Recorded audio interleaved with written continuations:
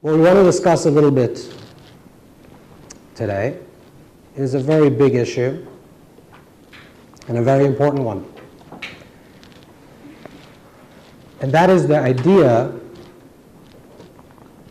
of how do we transform ourselves in a way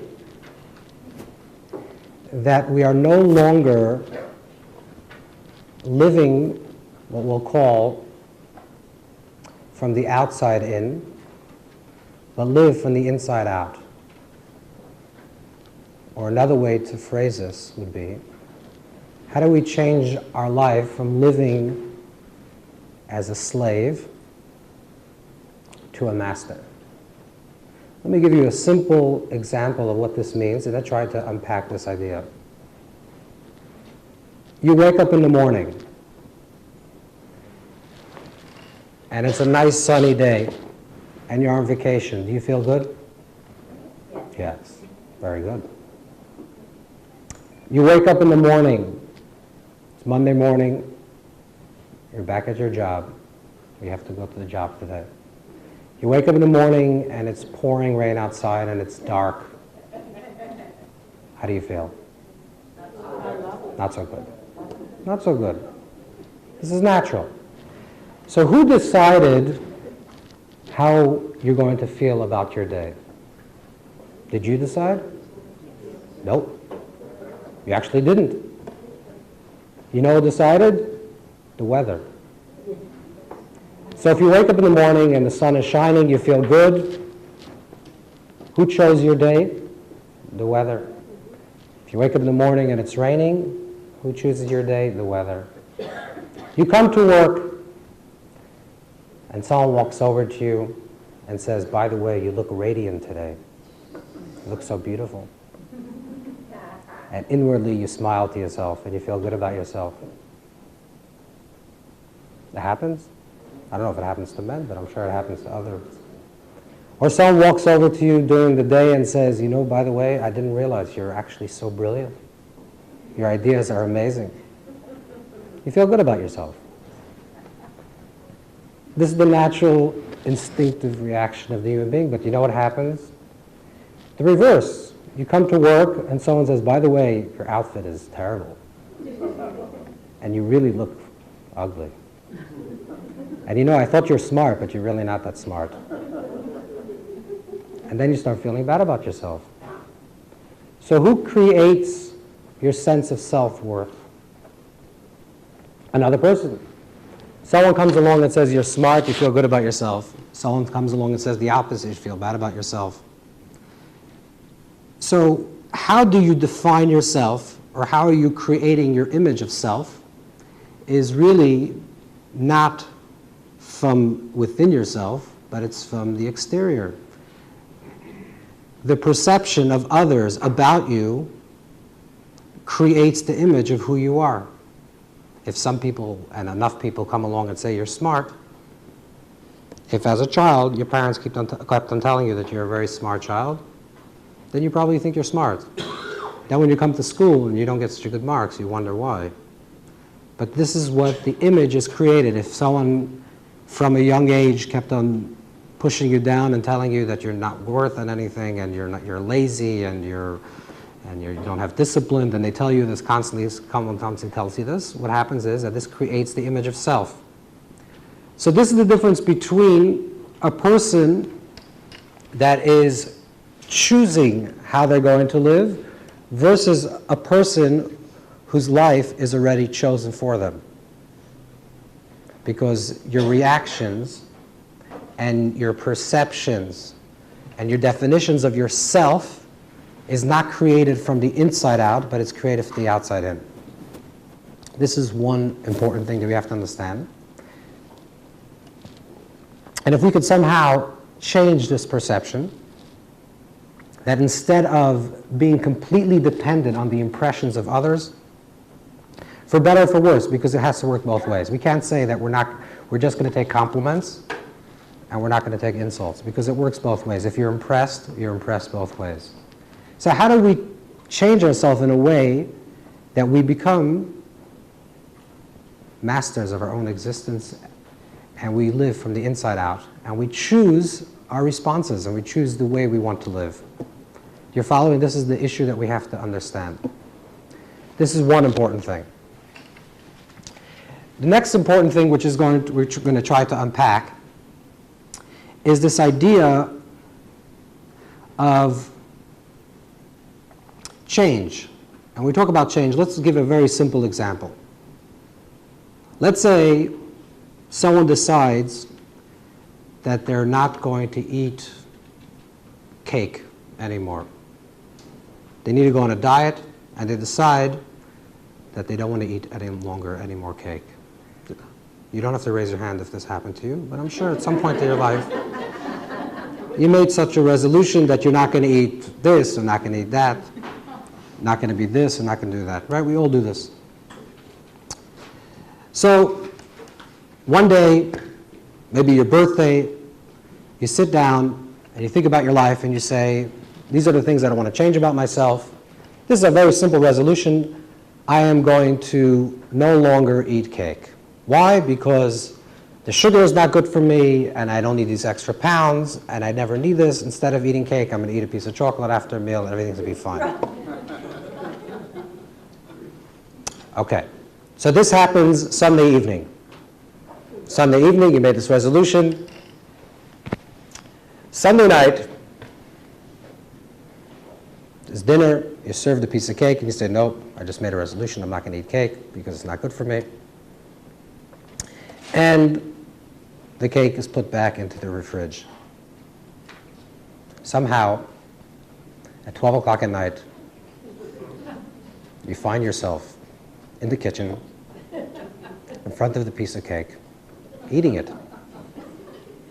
Okay, so this doesn't happen Sunday night. Let's say it happens Monday night or Tuesday night. But a few days later, not too much after you made this very strong resolution that you're not going to eat it, you find yourself in the midst of eating a piece of cake. You're familiar with this phenomenon? And then you ask yourself, what am I, a hypocrite? What's wrong with me? I just made a resolution yesterday, 5 minutes ago.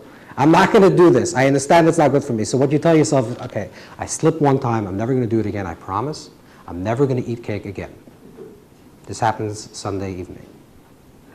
Monday morning, for breakfast, before you realize you're eating your croissant. So you justify it. It's not really a piece of cake.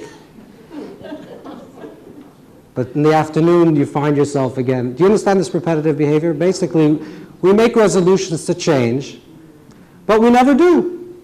That's the honest truth. We make resolutions, we're going to swear off, we're going to do this, we're not going to do this, we're going to do the other thing. We do it for a day, 2 days, and all resolutions are broken. Why? What's wrong with us? There's nothing really wrong with you or with us. There's just basically there's an internal argument that occurs. And this argument occurs between what we'll call the left part of the brain and the right part of the brain. Or if you wish, you can call it your conscious or your subconscious. There's a certain part of the logical mind that makes choices and says, this thing is not good for me, I'm not going to do it any longer. And you understand logically how it doesn't make sense for you to continually eat the cake. Okay, it's logic. However, most of your choices, I would even say 99% of your choices, is not created from an objective, logical place. The reason why we do things, mostly, is because these are subconscious reactive behaviors. Somehow, over the course of time, we've associated, for example, we're using this a piece of cake, for example, we've associated eating cake with maybe a comfort food, makes us feel good, maybe it reminds us of our birthday, maybe it reminds us how our parents bought us a cake when we were 5 years old or something. Somehow there's an association with cake that gives us comfort. When we're faced with a conscious choice, meaning we're thinking what we should and should not do, so our logical mind, which we'll say is the left part of the brain, dictates and says, this is not good for you any longer, stop doing it. But most times we're not acting from a logical place. Most time we're acting from an instinctive place. And our instincts, created through millions of impressions throughout our life, through various different stimuli and sensations throughout life, immediately associates this piece of cake in the mind on a very deep level with something that we need, and therefore we go ahead and we eat it. This is what's going on. And so we're not hypocrites. It's not like the rational mind chooses one thing, the next day the rational mind chooses something else. That would be hypocritical. It's because they're actually deeper parts of self that draw us to these things that we rationally say, okay, I'm not going to smoke, I'm not going to do this, I'm not going to do that, and rationally it makes sense to me, and I 100% agree that I shouldn't be doing it. But I keep on going back to these behaviors because this is something that's not rational. You following? This is the problem. Now the question is, if this is the problem, how do we undo this problem? Because to talk about and say, let's say I'm going to talk about anger. I'm going to give you a lecture for 2 hours how anger is the most destructive thing in the universe. It destroys you, it destroys other people, it destroys relationships. Don't become angry. And everyone's going to shake their head and say, yes, angry, I'll never become angry again. You know what's going to happen? Nothing. You'll be inspired for 5 minutes, you're going to say you're not going to be angry, the other person's going to say, did you hear the lecture? And one person will say, I heard this thing, the other person will say, I heard something else. Then you start fighting, and then you're angry at the other person. You're angry at what you heard. Why? Because these are very deeply seated emotions, and in order to really change, if you want to change, we have to change on a very deep subconscious level. So there's basically, what we'll say is there's a tension, an unresolved tension between our left conscious mind and our right subconscious mind, or between the world of the word, which is intellect, and the world of the image. And we are going to try to understand how, if we really want to change anything, and everyone has some particular trait that they have to deal with, if we really want to change, how do we change ourselves in such a way that we're not just changing external behavior and resolving not to do this or to do the other thing, because as we know, it doesn't work. How do we change ourselves in a way that we really transform the self, not the act, but the doer? How do we transform the doer? How do we transform ourselves, and therefore our instinctive reactive emotions and reactive responses to life would be in accordance to what our principles are really at? So set certain principles and say this is what we want in our life, and then we are going to not only consciously make such choices when we're presented with them, but even when it comes to instinct, our instincts are going to tell us to do the right thing. Okay, this is what we have to understand. So these are two basic issues. You're following? The issue number one is how to stop being affected by other people, that our sense of self-worth and our sense of self, of who we are, whether we feel good about the day or negative about the day, or whether we feel good about ourselves or not so good about ourselves, is because we are choosing that today will be a good day, despite the weather, and we are choosing that we're going to feel good about ourselves and confident about ourselves, despite whether people think we're brilliant or not. Now, there's an interesting story. We're not going to focus on this story too much, but there's an interesting Kabbalistic story. It's a story that's brought down by Yitzchak de Binaku, who was a student of Nachmanides, the Ramban. So he lived somewhere in the 1300s. And he writes that there was once a disciple that decided that he wants to become a student of this great teacher. So he goes to this great teacher, and the teacher asks him a few questions and says, do you know this, do you know that? And he basically does a test. And he sees that on a level of information, the kid is brilliant. He says, I have one final question to ask you, and if you answer the question in the affirmative, I will accept you as my student. He says, have you reached the level of hishtavut? Hishtavut in English is translated as equanimity. So the kid says, I don't know what you're talking about. What does it mean? Like most people in this room. What does it mean? What does equanimity mean? So the master tells him, When someone compliments you, do you feel good about yourself? He said, of course. I'm honest, I do feel good about myself. How about when someone insults you? Do you feel bad about yourself? He says, yes, I do. He says, I don't accept you yet as a student. Go back and reach a place of hishtavut. Hishtavut is a place of perfect equanimity.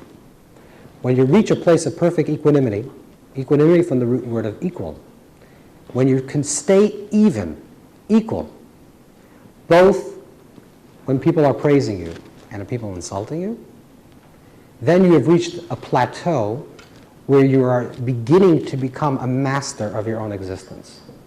Because then you're no longer affected by other things, but you are the effect of other things. You're no longer the effect, but you're the cause of your life. Most times we're the effect of life. Incidentally, but we're not going to get into this, the Baal Shem Tov, which I'm sure most of you are familiar with, begins one of his books that was written by his students with this concept of shiviti, the same word shaveh, which is equal. And he says this practice of hishtavut should also be practiced with food.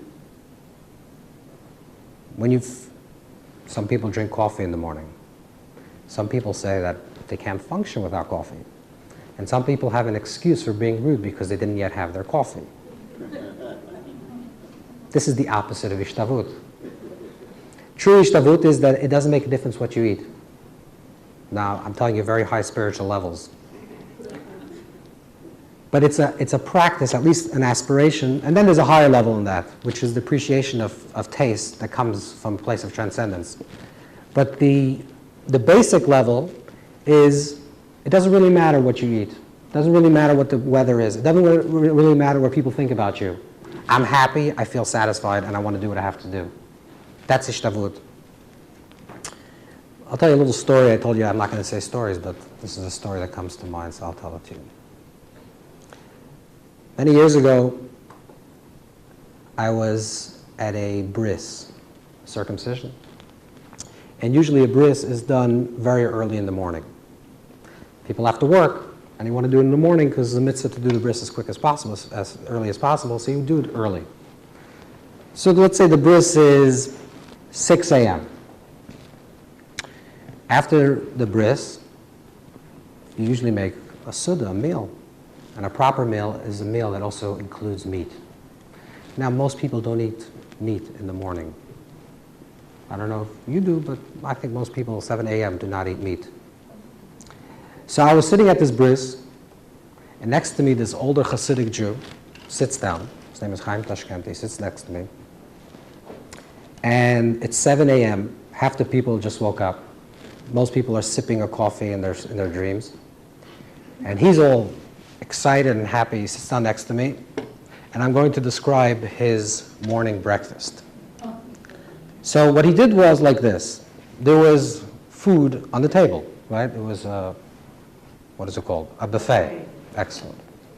But the buffet was on the table where you sit and eat. So it wasn't a buffet, so it's a semi-buffet. I don't know if there's a word for this. Everyone's sitting at tables? Family style. Excellent. So it was a family style bris. On the table, they had, let's say, a piece of sponge cake to the right. To the left, they had some salami because it was meat, so no one's going to eat steak or real meat, so maybe salami someone may taste. Next, it was mustard and ketchup, maybe for the salami. Then there was a pickle, maybe some herring. You know what herring is? Like a piece of fish. I don't want to say herring because that's a problem, but there was some other thing. And all this, so he goes to he reaches out for the food, and first he puts down the piece of cake on his plate.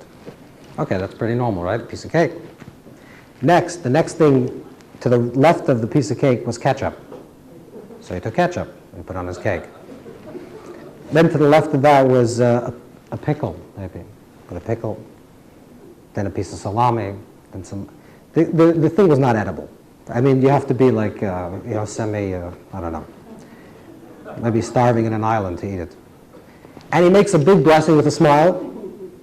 And I think this guy's not going to eat this, right? With a big smile and with a blessing full of a lot of intention and kavanah, he eats this sandwich. And I'm about to throw up. So I turned to him and say, you know, Reb Chaim, either you're senile, you're not, you're getting a little old, or this is like some type of practice that you do. And basically what he told me was one word, hishtavut, equanimity. Basically what he was trying to say is, he has to eat, and he has to be healthy. I'm not saying this is a healthy sandwich, but in his mind, you know, he's a pre-war Jew. This was a healthy sandwich, some sponge cake with salami and ketchup. And that was the sandwich. Basically, what he was doing is, he's saying, I need to eat, I need to be satisfied, and this is what I have to eat. Because that's a level of equanimity. And the truth is that he's more happy than anyone around the room, because everyone is trying to make their perfect sandwich. But at 7 a.m. you can't really make your perfect sandwich. It's not working out. And one person is too tired and one person is too awake, and everyone, you know, not everyone, but he was the only one in the room that was really smiling. Because his way of living, and this is what we're trying to aspire to, his way of living was not because you had a coffee, that's why you feel good. Or not because you ate a good satisfying meal, that's why you feel good about yourself. Or you feel satisfied. It doesn't matter. If your stomach has enough food in it, you feel good. This is a way to live from here, there, as opposed to from here, inside. So this is the first thing we have to try to understand. How do we do this? And then try to understand a little bit deeper about reactive behaviors. Like we said with the cake in the fridge, why you find yourself immersed and indulged in a piece of cake which you swore off that you won't eat. So to understand this, we're going to try to go through a little bit of Kabbalistic structure and somehow get through some of these details as much as we can. So let's begin like this. Are you familiar with Rabbi Isaac Luria, the Arizal? No? Yes? No? Some of you? Lurianic Kabbalah? Anyways, in the 1500s, there was a great Kabbalist. Kabbalist is a person that's in touch with the mystical tradition of Judaism. And Rabbi Isaac Luria was the greatest Kabbalist of all time, according to many. And he wrote very little. He lived a very short life. He passed away when he was 38. He taught only for 19 months. But from those 19 months, hundreds of books were written on his teachings. His prime disciple was Reb Chaim Vital. Okay? In one of his books, which is called Shari Kedusha, the Gates of Holiness, the Ari means the lion, and it's an acronym for Adonai Rabbeinu Yitzchak, or Laki Rabbeinu Yitzchak, the godly our Rabbi Yitzchak. His name was Isaac. Yitzchak is Isaac. So we're going to use the word Ari. The Ari writes that there are 4 primary elements of creation. I'm sure some of you have heard of this concept, which is a very ancient idea, that there are 4 basic properties. There's the element of earth, water, wind, and fire. Did you ever hear of this concept? Okay. Correct. Some astrology is made up of that. But these are basic 4 properties. Eish, Mayim, Ruach, Afar. Eish is fire, Mayim is water, Ruach is wind, and Afar is earth. Okay, these are the 4 basic properties. Creation, this is what the premise of this text is. Creation, universe, in Hebrew is called Olam. Right? Like tikkun olam, olam. Olam means universe. What is the root of the word olam in Hebrew? The root word of the word olam is he'elem, which means concealment. The definition of physical manifestation is concealment. What is it concealing? It's concealing the oneness, the unity of creation. On the deepest level, there's only one. We see fragmentation. We see time, space, consciousness. Time is separate, space is separate, and consciousness is separate. I'm different from you. This moment is different from the past, and this space is different from the other space. That is on a physical level. Even on a deeper physical level, not even on a metaphysical level, there's no absolute time and there's no absolute space. And the only thing that creates the absoluteness of time and space is consciousness. So the definition of creation, of world, is that it's concealing one and creating division. That is what creation represents. If we feel ourselves separate from another person, or we feel time. Let's talk about time for one moment. If you think about time, what is time? This moment, the way we perceive time, this moment is separate from the past and will evolve into a future. But is there a past and a future? Is there a past? The past is only in our memory. The future is only in our imagination. The present is fleeting. So when is the moment? Is there a moment? Which moment could we say is this moment? The moment I say it's a moment, it's already the past. So what exists? I mean, if we really think about this on a deep level, we can think about this in time, space, and consciousness, that the absoluteness of time, space, and consciousness really means is that there's the only truth is that there's the eternal moment that includes past and present. There's the eternal presence that includes all time, space, and consciousness. That's what we say in the Shema, Hashem, God, is Echad. Echad means one. That's the absolute unity that includes everything. This is the highest definition. Now the question is, so why do we see separation? Why when I look at you, I see you separate from me? Why do when I think about time, I think about a past and a future? What creates the reality of separation? Why are we thinking separation when everything is really unified? The answer is because the world is created from 4 properties, and these properties create the illusion of separation. If you're familiar a little bit with the name of Hashem, the name of God, what is the name of God in Hebrew? We don't pronounce it. What is the name of God? That's correct. It's a Yud, a Hey, and a Vav, and a Hey. Those are 4 letters. This is the 4 building blocks of creation. And the words Yud, Hey, Vav, Hey spell the word Haya, which is past, Yiyeh, which is future, and Oveh, which is present, which means infinity. Yud, K, Vav, K, the Yud, Hey, and the Vav, Hey represents infinity that's expressed in past, present, and future. It's also infinity that's expressed in space. I don't want to get too Kabbalistic on you, but if you take the 4 letters, which is Yud, Hey, Vav, and Hey, and you square them, which is Yud is 10, 10 times 10 is 100, Hey is 5, 5 times 5 is 25, Vav is 6, 6 times 6 is 36, 5 times 5, final Hey, the total number is 186. Yud, K, Vav, K is 186. 186 is the numeric value of the word makom, which is space. So what that really means is that infinity is expressed in past, present, future space. You're following? This is what creation is. So it's a reality, a perception of separation of time, space, and consciousness, which occurs from the internal one that's expressed and manifests in time, space, and consciousness. Let's go back a little bit in our lives. So these 4, which is corresponding to the 4 letters of the name of Hashem. We actually have a little bit of map here on the second page.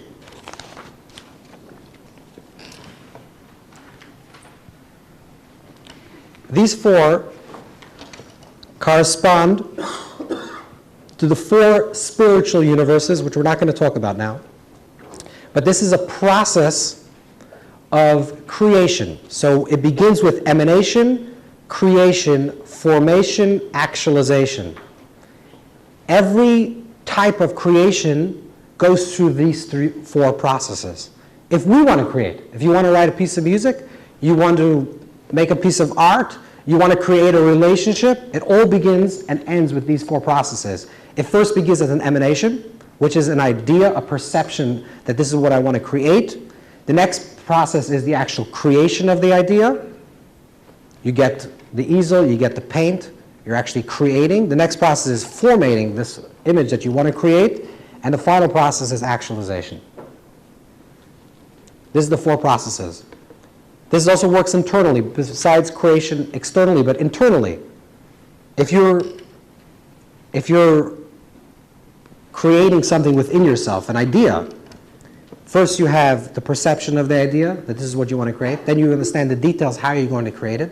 Then you go along and create it, and then you finally actualize it.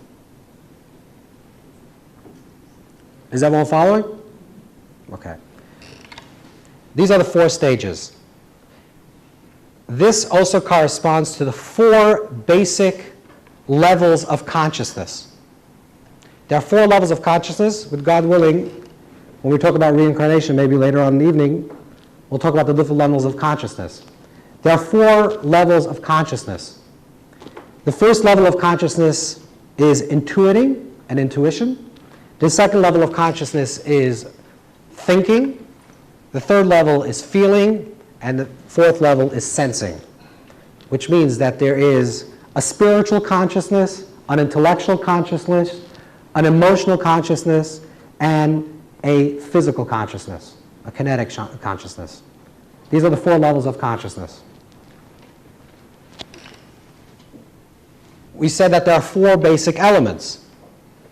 The elements correspond to these four stages. The first element is fire. The second one is wind, water, and earth. Fire, wind, water, and earth. And if you just perceptually, if you just read this image, you'll see that it's becoming more rarefied, it's becoming more concrete, right? So fire has less properties, wind has more properties, water has more property, and finally earth has physical properties that you can touch and is tangible. Of course, you can touch also water and wind and fire because all the elements are interconnected, but that's for another discussion. But this is we're understanding the flow. These, in turn, correspond to four basic problems. And this is what we have to deal with. According to the Ari, the reason why we're not all prophets, is anyone a prophet here? But you don't have to advertise. Maybe someone is. But the reason why we're not all prophets, which means the reason why, if there is no time, space, and consciousness, how come we don't perceive the entire history of the past and the future at this present moment? Why don't we? If there is no time, why don't we perceive that there is no time? If there's no separation of consciousness, why don't we perceive the separation of consciousness? If there's no separation of space, why don't we observe everything that's occurring in space and all around the universe? Why don't we receive that? And why do certain people, at certain moments, maybe get a glimpse into a higher consciousness, which maybe they have an intuition about something that's going to happen in the future? Why don't we see it at all times, and why possibly do we see it at some times?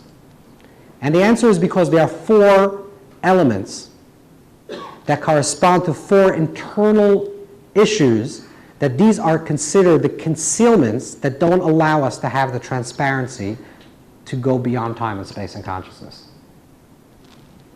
These are the four basic issues that we have to deal with in life, according to the Ari. You're following? Four basic issues. Everything else is commentary. The first issue that we have to deal with is anger. Anger, arrogance, it's all part of the same element. And this is a negativity that we're all born with, an element that we're all born with. We're prone to anger, we're prone to, some people less, some people more, we're prone to feel arrogance. And this is an issue that we have to deal with. The second issue, which corresponds to the element of fire. The second issue is corresponding to the element of wind, is empty words. What does empty words mean? Empty words is not lashon hara. It's not negative words. It's not speaking ill about somebody else. It's actually speaking nothing. Do you know what it means to speak nothing? Some people talk, I don't want to say, but there's a conversation that you don't say anything. No one's saying anything. I think the biggest example of empty words in my life is I was once driving with someone in the car, and he turned on a sports station. I don't know if you ever listened to a sports station on the radio. The man spoke for an hour and said the same thing. Maybe every sports guy, maybe every commentary on the radio or television does the same thing, but I'm not familiar. I don't really watch that much. But the guy said one thing, basically saying that the Yankees are better than the Mets. But he said this for an hour. But he didn't go into bigger details. But the Yankees are better because the Mets are not worse. The Mets are worse, but the Yankees are better. The Yankees are better, always better, but they're better. And then the other caller calls up and says, the Yankees, yes, the Yankees are better. The guy just said nothing. I just for 1 hour. Now, of course, it's his parnassa. I understand. It's his livelihood. And he should be well and be happy, and he should, everything should be well with him. But it's unbelievable that a person could sit and say nothing for an hour. This is empty words. It's pitput dvarim, just like talking, chirping. What? Chirping like a bird. I don't know, maybe birds do talk. Who knows? Could be, they probably sometimes say more intelligent things than humans. But this is empty words, talking. This is another issue that we have to deal with. Part of this empty words conversation is the scatteredness of our words. That we're incoherent. That, sometimes you start a conversation with one person and you go from one topic to the next topic and you're just jumping around. You familiar with this problem? You go from one thing to the next. Forget of it. Let's think about this on a more deeper level. Did you ever try to think for 5 minutes about something? No, I'm not talking about for an hour. I'm talking about for 5 minutes. 5 minutes. Okay, for 30 seconds. Concentrate on this blank white wall. 30 seconds. Could you do it? No one could do it. You know what's going to happen? Within 2 seconds, probably, little voices will come in and say, why am I thinking about this wall? And then another voice is going to say, look at the pattern behind the wall. And the other one is going to say, look at the lights. And within 30 seconds, your mind is completely adrift somewhere in the Bahamas on a beach. This is what happens. This is called, there's a word for this. It's interesting, because in the East, the word for this is called monkey mind. It's like, I don't know what they have. Monkey mind. Like a monkey jumps around from one thing to the next. It's a monkey mind. But the Hasidic masters, you see, in the East, they lived, let's say, in Thailand. Yeah? So there are monkeys jumping around in Thailand. So they thought about monkeys. But in Russia and the Ukraine, there are no monkeys. At least not jumping around the streets. What did they see? What did they see? What did the average man see every day? Which animal?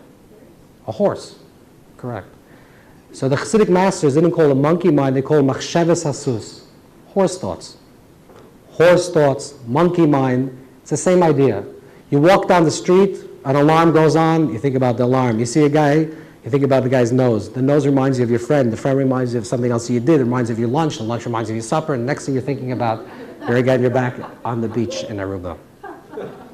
But you're just trying to think for 5 minutes straight. We can't have a coherent thought.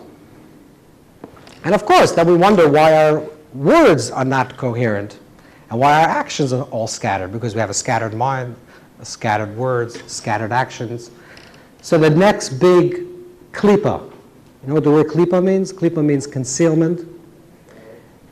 The thing that is covering over of our soul potential, of our true potential, of being truly who we are, is this scatteredness, this emptiness, this wind-like quality that we're jumping all over the place. Something that has to be dealt with. The third element, internal element that we have to deal with, is insatiability. Again, we all know what this means.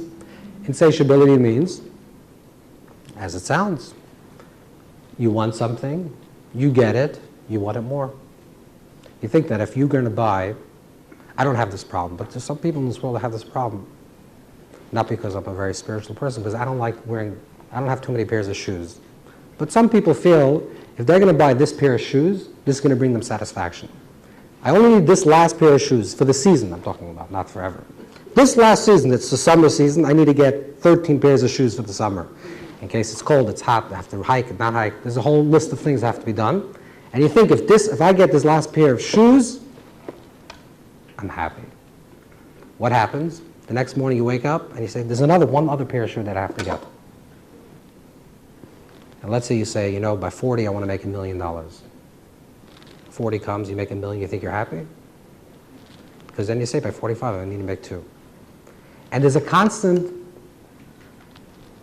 emptiness that we're trying to fill, and the emptiness we're trying to fill with objects. And the more we put the objects into the emptiness, it doesn't help. There's something inherently wrong in this equation. We feel empty, an emotional or psychological or spiritual or physical emptiness. And we feel the need that this thing is going to fill this hole. But the problem is the more things that fill this hole, the more we want it. And that emptiness is never filled. So we have to deal with that issue as well. That's called insatiability. It could be good, it could be bad. It could be good. On a spiritual level, if you're insatiable, and you say, I want to learn more, and I want to grow more, on a spiritual level, it's good. But it's a paradoxical thing spiritually. I don't want to get into it, but spiritually, satisfaction occurs in the attainment of the quality. It's not an object. It's not like trying to fill a spiritual hole with a Band-Aid or fix a spiritual wound with a Band-Aid. You're actually filling it with its right kind. And therefore, there could be satisfaction on a spiritual level, but of course, there has to be also insatiability, that you always want more. That's a paradoxical. Hopefully, we're going to get to this place where we're going to talk about the perfect self versus the imperfect self, and these two images of self, and we have to deal with them. The next level, or the next element, is depression. And depression, I don't mean clinical depression.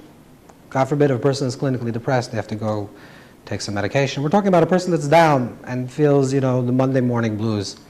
It gets you down, the weather's bad, whatever. You have to deal with this issue, because if you're depressed and you don't have a cheshek anymore, you don't have a desire, that's the most terrible thing. Courage is, you lose courage, you lose everything. So we have to make sure that we deal with these 4 issues in order to evolve. Now, so they're corresponding. It goes on the top. You see, earth is depression, water is insatiability, wind is empty words, and fire is anger. Okay, so now let's get to some of the practices of really transforming ourselves. Remember, we talked about the problem and the tension between these 2 parts of self. The parts of self, the rational self that says, this is what I want to do, and it chooses, and it says this is the right thing for me to do, versus some subconscious part of myself that constantly pushes me to do different things in different directions. How do we untrain ourselves? How do we make sure that our subconscious, not our conscious, our subconscious reactive behavior is consistent with the principles and the ideas that we learn? That when we talk about anger, it doesn't just remain information, but it becomes transformational. How do we make sure that what we understand, this is what we should be doing, actually becomes the way we do it? And it becomes instinct. So we're going to divide this into 4, because we're doing everything in 4, we're going to divide this into 4 stages of Jewish thought from in the last 1,000 years. We're not going to go before that. We'll take the last 1,000-year history and divide them into 4 stages and understand them, what they mean, how they work. And the 4 stages will begin from what is called classic Musar. Classic Musar begins, the first classic book of Musar. Musar means ethical behavior. The first text that was written is in the 10th century, in the early 11th century, by Reb Chai Ibn Pekuda, and the book is called Chovat HaLevavot, Duties of the Heart. Correct. That's the first book of classic Musar. If you're familiar a little bit with Jewish history, there's the conclusion of the Talmud around the year 5 Common Era, and then 500-year period is the Golden period, and Rabbanah Sevraya, and then is the beginning of the Rishonim, the beginning of the early ones, and that's the beginning of, we'll take this period, the beginning of Jewish philosophy. So we're going to focus on 4 perspectives, of 4 avenues, and we're going to see how each one can actually enhance and help us in our own life. The first perspective will be from classic Musar.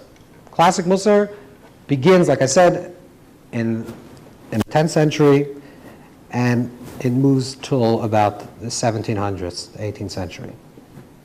That's classic Musar. Also, we're going to focus a little bit on classic Kabbalah. Classic Kabbalah, if you're familiar a little with Jewish history, from about the 1200s, the late 1200s, there became a very big divide in Jewish theology or philosophy. There was the philosophers on one hand, like Maimonides, Gershonites, Crescus, if you're familiar with some of these names.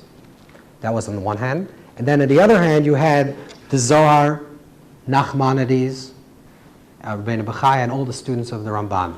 These are the two groups. So one is philosophers, and one is the Mekubalim, the Kabbalists. Classic Kabbalah. We're going to fast forward Classic Kabbalah until the early 1700s, which is with the birth of the Baal Shem Tov, the year 1698, the birth of the Baal Shem. The Baal Shem Tov begins the Hasidic movement. Chabad is part of the Hasidic movement, and Hasidic movement is a new approach. And that's ultimately what we're going to try to get to, this understanding. The Baal Shem Tov's understanding of how we deal with issues and how do we really transform ourselves and how do we make ourselves live from the inside out. Right? This is the Baal Shem Tov. About 100 years later, there was another movement which is called the Musar movement that arose in Lithuania and Vilna, which deals with interesting ideas, and a lot of things that predates Freud is found in the Musar movement in the 1800s. If we have time, we'll discuss some of these ideas that Freud spoke about later, which is a subconscious, and in Yiddish it's called the Dunkle Seite, which is the dark side, but not the dark side if you're familiar with like Jungian psychology, not the dark side like Jung, but the dark side means the deeper consciousness. That there's the lighter side of self, which is your conscious self, and the darker part of self, which is the self that is really ingrained deeply. That's what, like we said, the piece of cake, that you keep on going back to it. Okay, let's try to do this quickly because we have 15 minutes. All right, no hostages. Let's start. Let's see how far we get, but this is important. So we have these four interpretations. Let's try to understand them. The first, and here there's an overlap between classic Musar and classic Kabbalah, but we're going to try to divide them to understand their fine differences. Classic Musar will say like this, and this is a very big statement that's repeated constantly, that Hergel nasa teva sheni. Hergel nasa teva sheni, which means repetitive behavior becomes second nature. This is one statement. Then the next statement is Achar hamaisa halev nimshechas. Acharei hamaseh halev nimshechas. After actions, the heart follows. That your heart follows actions, not in reverse. We normally think we have an emotion, and then we act. And in classic Kabbalah, classic Musar, which was say before the 1700s, there was a new understanding, which is no, it actually works the other way around, that the heart will follow the action. Okay, let's understand what this means. You're trying to stay away from a certain pattern of behavior that's very deeply ingrained in your subconscious, that when you're not consciously aware about the choice that you're making, your subconscious reacts, and therefore you act negatively. Let's say it's a negative thing. Okay. We'll use the example of cake, because that's the example.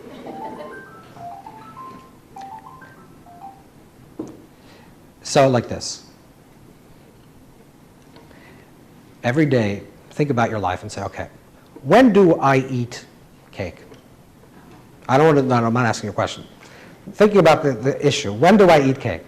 Okay, it could be after a meal. I mean, it could be any time. But there's certain patterns that you find. It maybe by breakfast, maybe by supper, maybe there's a certain time when I go out. There's certain times in my life that I go to a bakery and there's certain things that happen because of that I end up eating pieces of cake. Okay, right? This is not no rocket science. This is basically the way it works, right? There's times. What you have to do now, according to classic Musar would be, you have to change your pattern of behavior. Now, it doesn't mean don't think about it.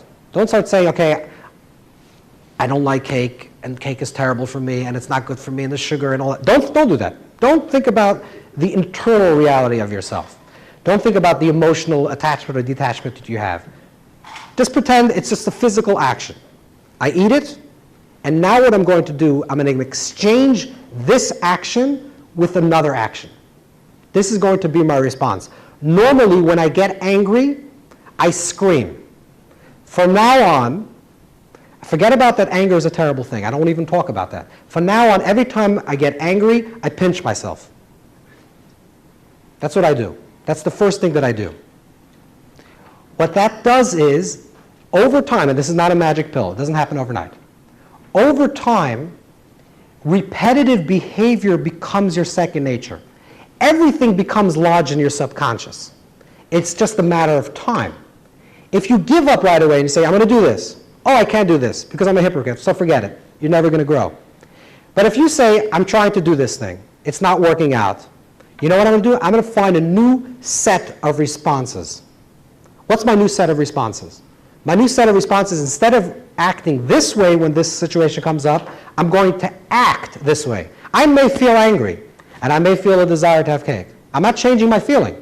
I'm not changing my understanding. I'm just changing the physical activity. Instead of doing X, I'm doing Y. You're following? That's very simple. What happens now, over a period of time, this becomes your second nature. And then, when you're going to be challenged in a case of, let's say, of anger, and anger is going to come up, your instinctive reactive behavior will be to pinch yourself and not to scream. Again, this doesn't happen overnight, and I'm not saying to pinch yourself. I'm just giving you an example, to do something. Take a run. I start jogging every time I feel angry. But do it every single time you get angry. It has to be absolute. You have to believe in the absoluteness of this statement, that it's wrong, and you have to believe and continuously to practice, and that's perseverance, in the absoluteness of the practice. I constantly do this. Now, it may seem trite, it may seem silly and nonsensical. That's okay. You're just trying to lodge into your subconscious a new pattern of behavior. And the only way to do that is not to go to lectures. If you're dealing with anger, don't go to anger management lectures. It's not going to help. Most people, everyone's angry in the anger management lecture, so it's not really helping. It's just repetitive, obsessive, compulsive behavior of repeating itself again, going over and over again. Don't do this. Don't even read books about anger. Just choose to find another response and stick to it. Once, twice, 3 times, 100 times, 1,000 times. This becomes your response. This will become your instinct.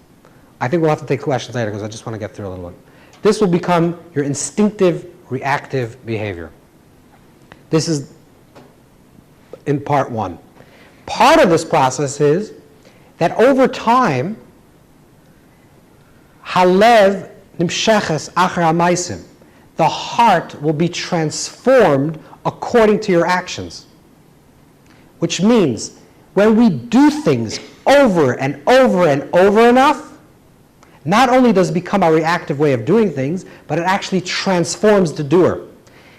If you give every single day charity, every single day and according to the Shalah, according to other great sages, you have to do this every day. Every day, they can't pass a day that you didn't do a chesed, a kindness to someone else. If you do a goodness, a kindness, a charitable act every single day, now, most of the days you feel like, okay, I'm not really feeling anything. I don't really feel sympathy or empathy for this person, whatever, but I'm doing it. Eventually, you will become a transformed person. And the more actions you do, this is what the Tanya writes, the more actions you do, the more it becomes ingrained and the more you become transformed. So there's value in an action, a positive action, whether you understand that it's right or whether you feel like your heart is open. There are different ways of thinking about it.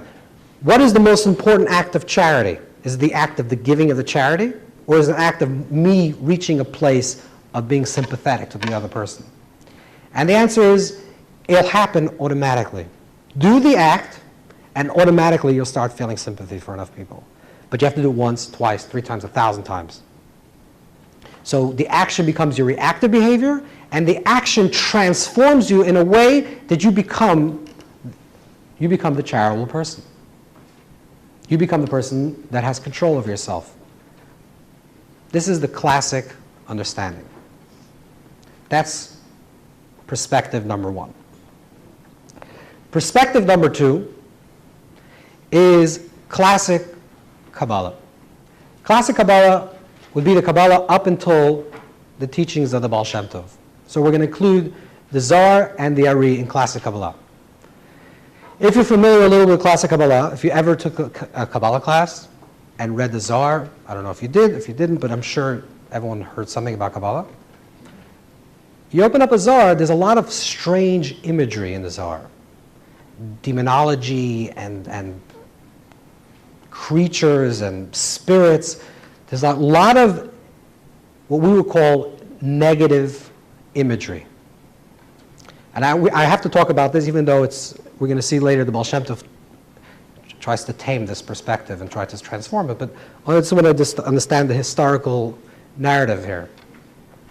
Classic Kabbalah says that if you really want to change, imagine, because remember, we talked about the tension between the word and the image. Right? The conflict between the word and the image. I understand that's what I should be doing, but my image tells me something else. My image tells me that this piece of cake will be good for me.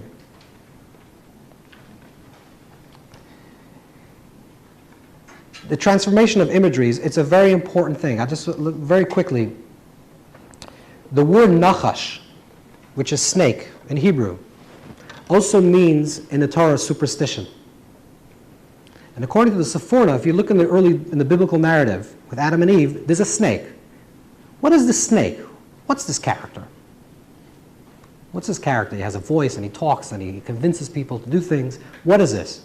And the answer is this is fantasy. There's going to be a difference, and we have to understand this. It's a very important distinction. There's a difference between fantasy and creative imagination. Fantasy is false imagination. And why do I say false? If you, I don't want to say you, everybody is affected by our senses. If you close your eyes, honestly, you don't have to tell me this. If you close your eyes for one slight second and imagine what is the true definition of a happy person. When you imagine yourself happy, how do you see yourself? It's guaranteed. Now, in this room, everyone is great tzaddikim, everyone's holy people. It's not going to happen here. But if the average people, if you ask in the street, what is your image of perfect happiness? I guarantee you that it's a beer commercial if you're 18. If you're 60, it probably is a Viagra commercial. It depends really on your age. Why? Because we are affected by the images that we see. So when you think about what is the definition of like, I arrived, I'm happy, I'm content with my life, it's probably going to be some type of commercial. And if it's not one commercial, it's a hodgepodge of billions of commercials, hopefully that you didn't watch, but somehow subliminally entered into your consciousness, of commercials. You just walk down the street, you're bombarded with advertisement. This is going to make you happy. This is going to make you satisfied. This is going to give you success, right? All that stimula, external stimula, creates the fantasy. This is what the Nachash did. This is what the snake did. The snake represents the external imposing itself on the internal. Adam says, I don't want to eat from the tree of knowledge. Eve says, I don't want to eat from the tree of knowledge. All of a sudden, the snake comes. Who's the snake? The snake is the outside. It's not an internal voice. It's the outside voice. The outside voice that says, this is good for you, this is good for you, that's good for you. What is the world of fantasy? The world of fantasy is when our definitions of happiness, definition of self, is not created from the inside out, it's created from the outside in. What is the transformation of the nachash, of the snake? The word nachash has the same numeric value of the word Mashiach. Because on the deepest level, we have to be able to transform our fantasy into positive imagination. And when we can do that collectively, then we live in a Mashiach place, in a Mashiach consciousness. And we collectively can bring in that era. In other words, because we're effective from the outside in, the transformation of that consciousness is to create it from the inside out. If you break history into 3 points, according to some deeper readings of the Torah, history can be divided into three stages. The first stage of history is told the destructions of the temple, which we just commemorated with the 9th of Av. The second stage of history is from the destruction of the temple, about 1900 years, till the present moment. The next stage of history is the future. There are 3 capacities in the human being. There's action, words, and thoughts. First stage of human history is the world of action. Let's say we did something wrong in the times of the temple. What did you do in the times of the temple if you did something wrong? What did you do? You went to the temple and brought an actual physical action. The world of action. Actions atoning. Like classical Kabbalah, you're doing a behavior, you're doing something physical. The second stage in history is after the destruction of the temple, the sages tell us that tefillah b'makom karbanos tiknum, that prayer comes in the place of the offerings. It's the world of speech. The future is the world of thought. We can change our actions, we can change our words, but so long as we don't change our thoughts, nothing will happen. Of course, Mashiach should come instantaneously, but if we want to work on it, it's not just that we don't longer do one thing or do the other thing. It's not just that we say certain things and we stop saying other things. We have to change the way we think, the way we dream, the way our subconscious thinks. And that's through imagery. Number 3, quickly. We're going to do this quickly. So number 2 is to attach an idea to an image. But the idea to the image is to use negative imagery, simply like that. Imagine a piece of cake. This is what the Zohar will use. It doesn't use this description. But it says, imagine this piece of cake, rotten. I don't want to get... But imagine, and then imagine it rotten in your stomach. So it no longer just becomes a concept, but the concept is, it's gross. You actually see the image in front of you. You can do this with anger as well. Instead of saying, okay, I'm not going to act angry, I'm going to act angry, you attach the idea, what you're studying, what you're learning about. Say, this is what I want to do, this is what I want to create. You say, you know what happens when I become angry? I know what happens. Look what happened. And I have this whole visual, this whole film in my mind, exactly what happens when I become angry. So therefore, the teaching, now, because it becomes attached to an image, can supplement the negative image. The other responsive behavior, because of that image, now becomes supplemented by the other image, which is also negative, right? It's a negative image, but at least that will override the negative response and force a positive response. This is a complicated idea, and we'll see very quickly that the Baal Shem Tov would say, instead of focusing on the negative, focus on the positive. Don't focus how the cake is rotten, but focus how you feel good after you don't eat cake. If you had dinner and you don't eat cake, you feel actually better than when you do. So just keep on having that image in your mind. But that's 2 ways how we can look at it. The third, very quickly, is the path of contemporary Musar. Contemporary Musar, which I said is a little bit, comes before Freud, which is a very interesting study on its own, but he talks about the light side of self and the dark part of self. The light part of self is your conscious, the dark part of self is your subconscious. The way to transform yourself is to choose a particular teaching. Let's say you want to deal with anger, okay? And you understand that anger is bad. And you did go to the anger management class, and there were a few highlights that the lecturer said that were actually very interesting.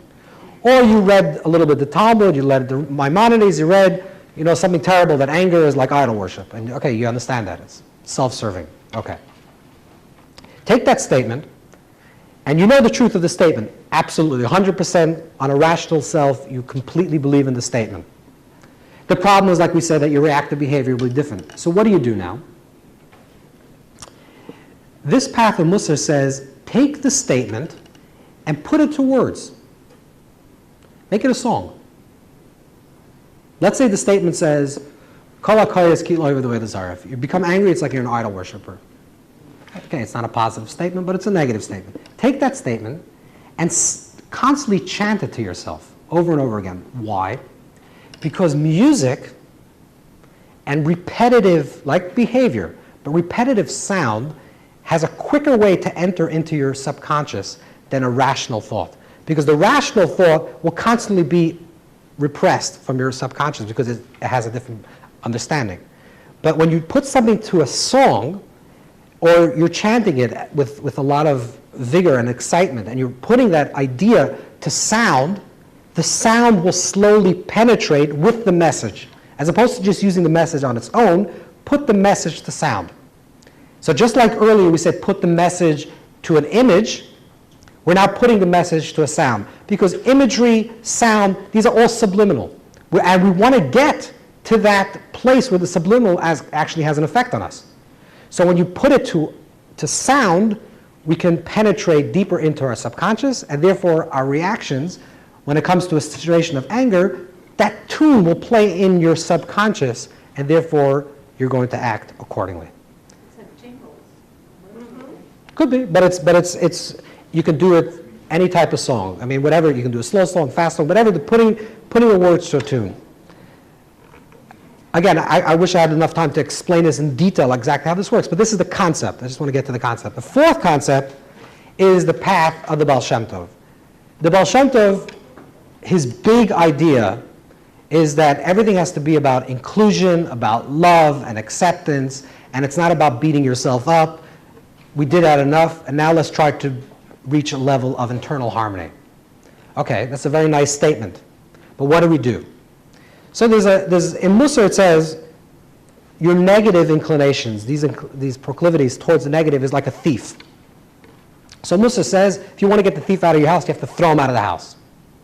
Right? You fight it, you say, you're a terrible person, get out of my house. You don't actually say that to someone that's coming to rob your home.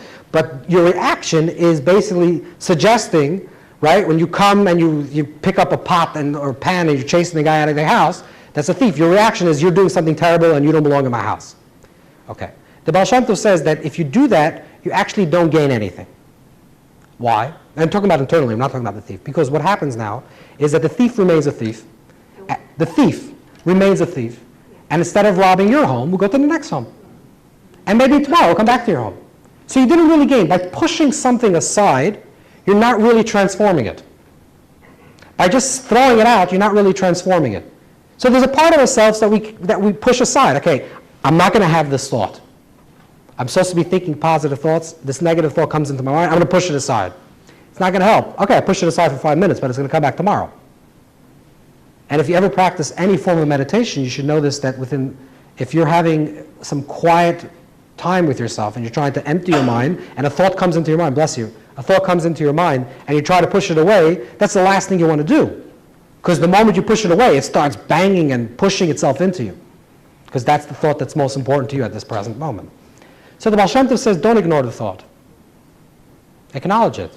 It's probably something really troubling you. If that's the thought that's coming up, it's because it's something emotionally, physically, something that has to be addressed. Internally, the Baal Shem Tov says, if the thief comes to your house, don't push him aside. Sit the thief down. I don't think we can actually do this. But sit the guy down and tell him, what are you doing? This is not a good way to make a living. And try to convince the thief not to be a thief any longer. This is what the Baal Shem Tov says. In other words, try to explain yourself how this thing is no longer good for you. Not just to push it aside, okay, I have this reactive behavior, I'm not going to do it any longer. But try to understand it yourself, why this behavior is not good for you. And instead of using negative imagery, use positive imagery. Imagine yourself when you don't lose your cool and you don't become angry and you remain composed. You're happy and everyone else is happy. And your life seems much better. Now imagine yourself that you're angry and scary. You're scary and everyone's scared of you. And relationships break. So visualize it. Put it to an image. And anytime you want to think about something negative to push aside, instead of thinking the negative ramifications, on a level of the negative imagery, try to imagine the positive effects of this thing, of this behavior of yours. So it's either repetitive behavior, negative imagery, putting it to sound, and positive imagery. And these are some of the ways that we can start really transforming ourselves and living from the inside out. Okay.